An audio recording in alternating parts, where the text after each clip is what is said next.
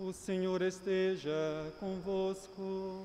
Ele está no meio de nós.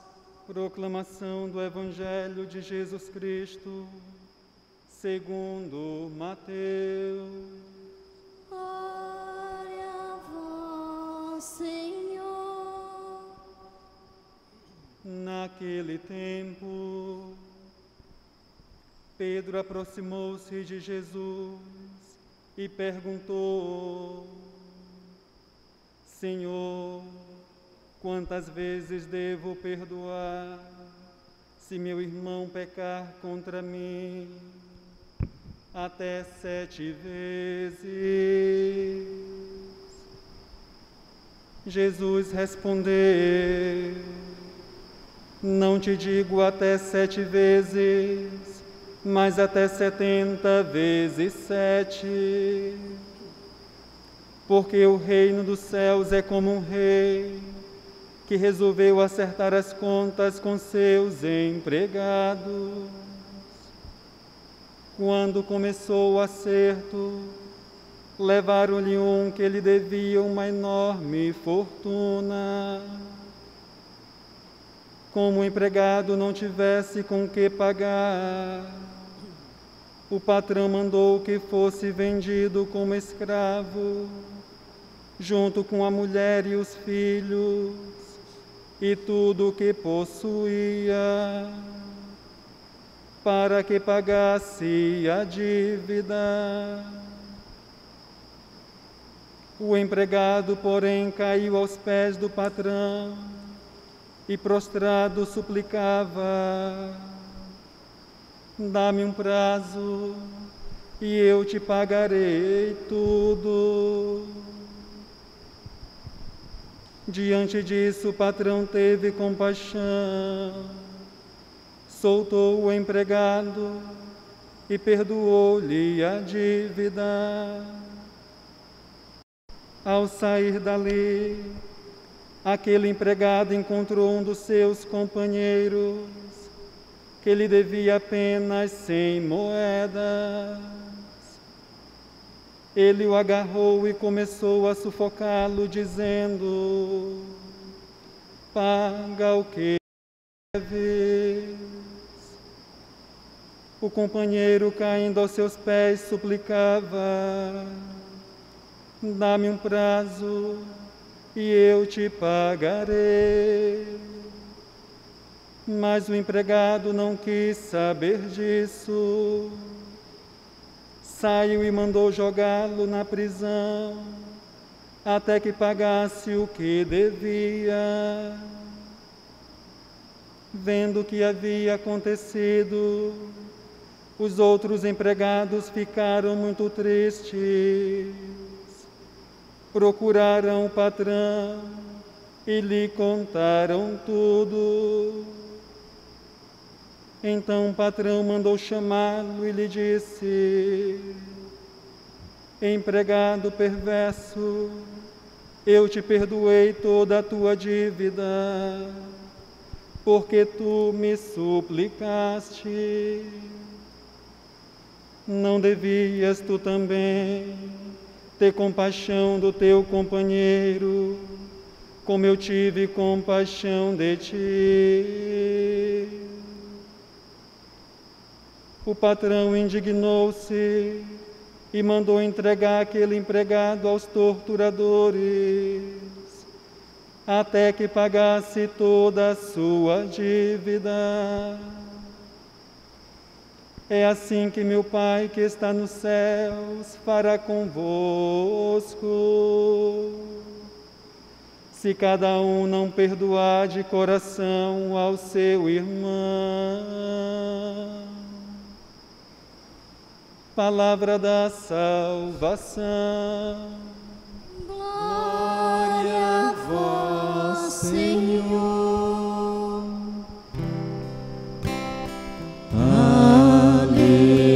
Aleluia, aleluia, a minha alma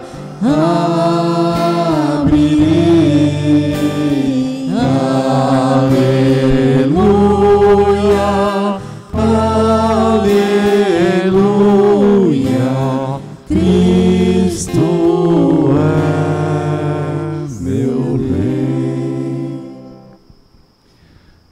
irmãos e irmãs da igreja de casa, os que rezam conosco através dos meios de comunicação, quero saudar a todos.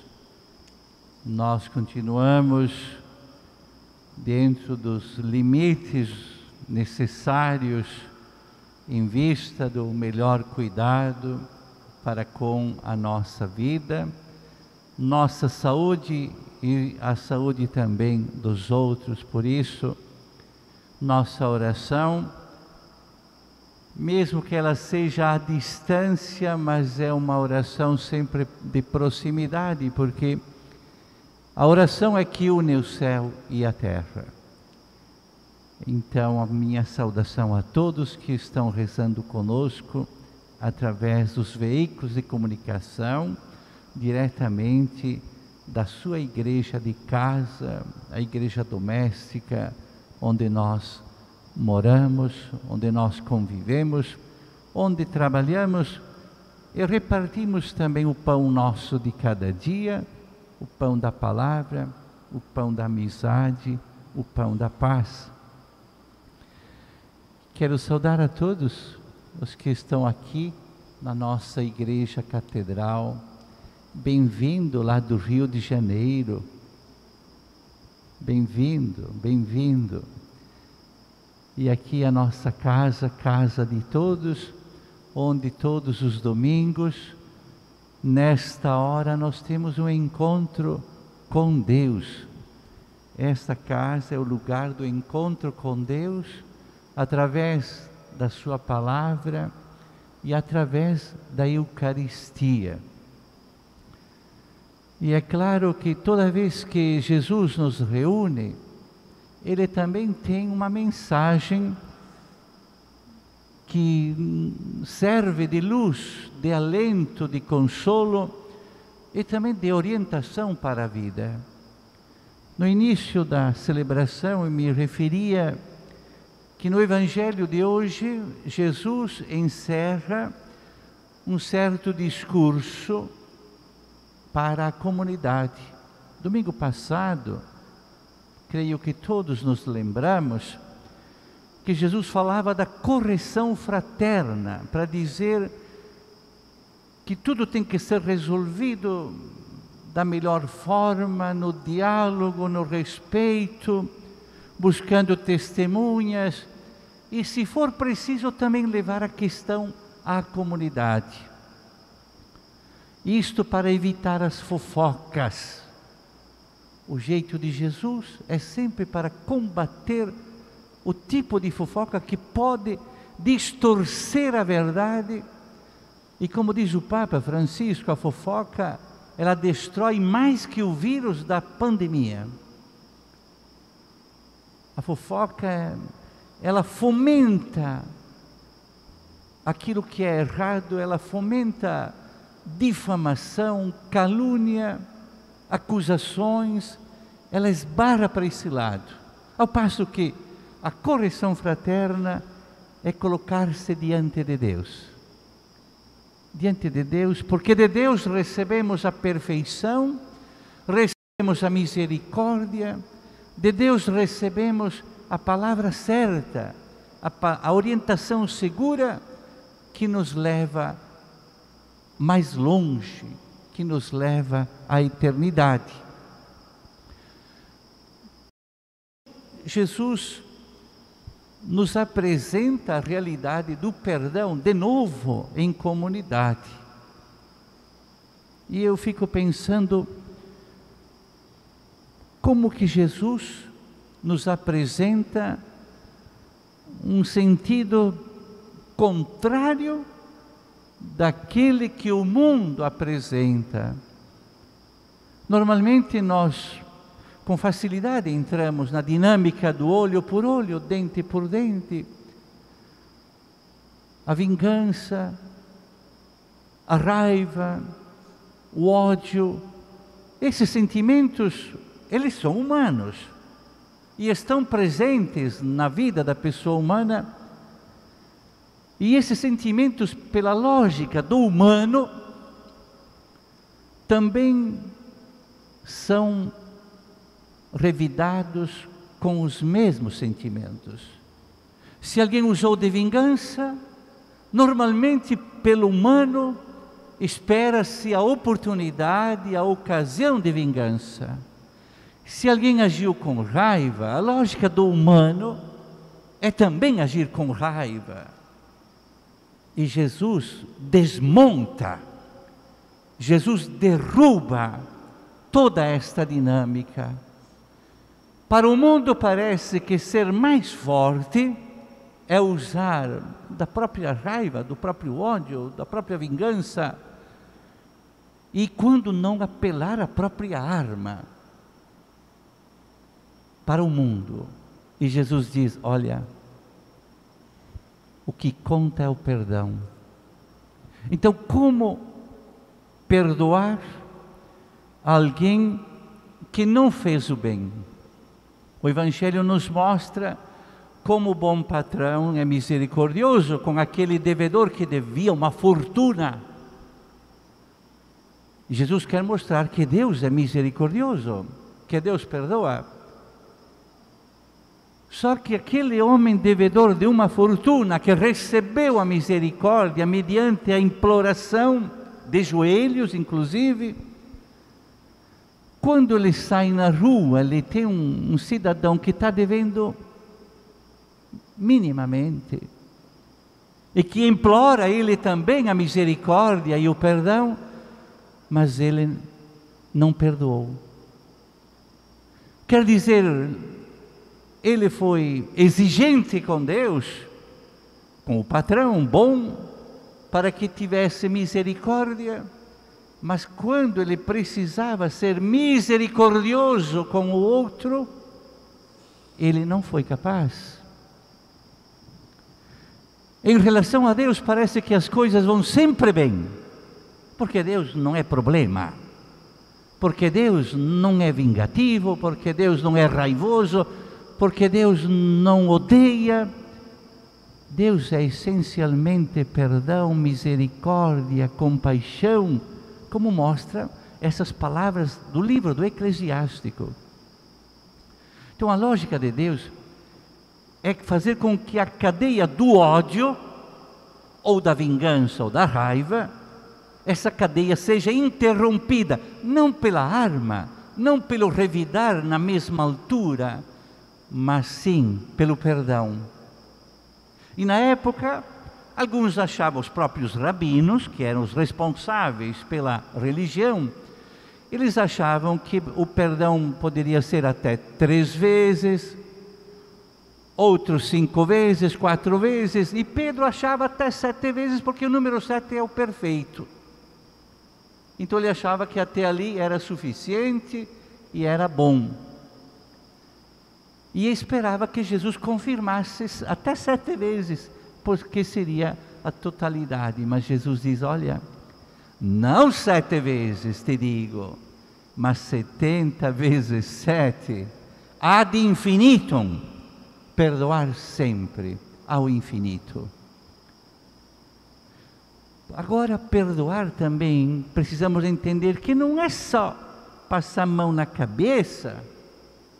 O perdão é educativo. O perdão exige de nós mudança, conversão, crescimento espiritual. O perdão demanda de nós boa vontade, esforço, sacrifício para sermos melhores.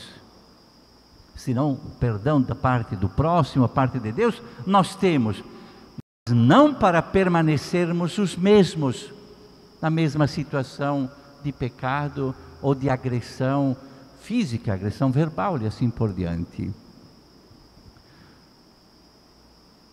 Jesus parte pelo mais difícil. Momentos que ele pede, rezai por aqueles que vos perseguem, amai os vossos inimigos. Jesus começa assim, para desmontar a estrutura instintiva do acesso à vingança, talvez. Então Jesus começa por ali. Nunca esqueço de uma Uma senhora, quando cheguei em Cuiabá, no seminário, ela fazia o serviço da casa, preparava comida para os seminaristas, e ela me disse um dia: eu odeio o meu pai, eu não consigo conversar com o meu pai. E numa conversa de direção espiritual eu disse para ela: tá bom, daqui a 30 dias você vem conversar comigo e você me fala só 3 coisas boas do pai. Só 3 coisas boas. Um mês depois, ela volta e não falou 3 coisas boas, falou mais. E ela mudou a sua relação com o pai. Quando o pai ficou doente, um tempo depois, alguns anos depois, quem cuidou do pai? Quem levou o pai para casa? Foi ela. Porque ela mudou. Ela não enxergava só o pai do ponto de vista negativo, com os seus pecados, porque bebia, porque era agressivo. Mas ela percebeu que o pai era pai e que tinha mais que 3 qualidades positivas. E ela passou, ela também mudar. E ela que tomou conta do pai até o dia da morte, ela que fez o sepultamento, fez tudo pelo seu pai. Então, o amor, a compaixão, a misericórdia e o perdão. Jesus diz: amai os vossos inimigos, rezai por aqueles que vos perseguem, e hoje perdoar sempre. Eu diria que nós conseguimos perdoar quando nós conseguimos ter uma vida forte de oração. Somente mediante muita oração nós conseguimos perdoar. E não poucas vezes aparecem pessoas e dizem: olha, eu odiei fulano, eu falei mal de ciclano, fulano me fez mal. Aí eu pergunto: e você já começou a rezar por aquela pessoa? Já começou a rezar por aquela pessoa?